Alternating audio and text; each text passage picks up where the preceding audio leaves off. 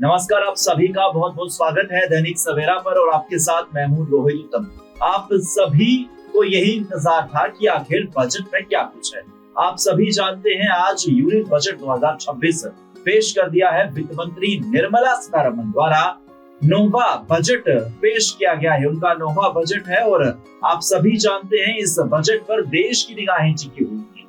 सिलसिलेवार तरीके से शुरुआत करेंगे कि क्या कुछ निर्मला सीतारमण के विचारे से निकला है। सबसे पहले जो चीजें महंगी हुई हैं उसका जिक्र करेंगे और जो चीजें सस्ती हुई हैं उसका भी जिक्र करेंगे।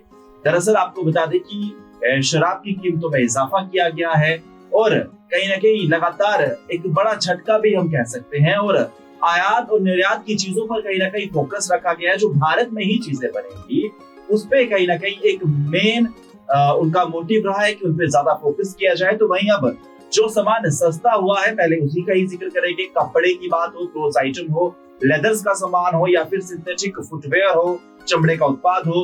हालांकि हेल्थ सेक्टर में एक बड़ा बदलाव देखने को मिला है। कैंसर की 17 दवाइयां सस्ती की गई है। आप खुद सोचिए, कैंसर की 17 दवाइयां सस्ती हुई है और वो कौन कौन सी है, लगातार इस बाबत लिस्ट भी जारी हो जाएगी। क्योंकि हेल्थ सेक्टर की बात की जाए तो लगातार भारत जिस तरह से तरक्की कर रहा है उसी को लेकर एजुकेशन सेक्टर और हेल्थ सेक्टर पर लोगों की खासी तौर पर नजर थी और कैंसर जैसी एक जटिल बीमारी को लेकर कहीं ना कहीं जो उनकी दवाइयां होती है वो बेहद ज्यादा महंगी होती है। इसी के तहत ये बड़ा ऐलान बजट में किया गया है कि कैंसर की 17 दवाइयां सस्ती होंगी। लिथियम आयन से भी सस्ता होगा, मोबाइल की बैटरियां भी सस्ती होंगी, तो वहीं विमानों का ईंधन भी सस्ता होगा और जो विदेश यात्राएं हैं, जो लगातार फॉरेन ट्रिप्स हैं, वो भी अब सस्ता किया गया है। ये बहुत बड़ी जानकारी है। अब ऐसे में महंगी की बात की जाए तो सिगरेट, तंबाकू महंगा हुआ है, शराब महंगा हुआ है और फ्यूचर ऑप्शन ट्रेडिंग और खनिज के दामों में भी बढ़ोतरी हुई है। ये कुछ सस्ती और महंगी चीजें थी जो हमने आपको बताई है। आप मुझे साथ साथ कमेंट सेक्शन में भी बता सकते हैं कि क्या कुछ आपको लग रहा था कि बजट से आपको उम्मीदें थी जो नहीं हो पाई हैं।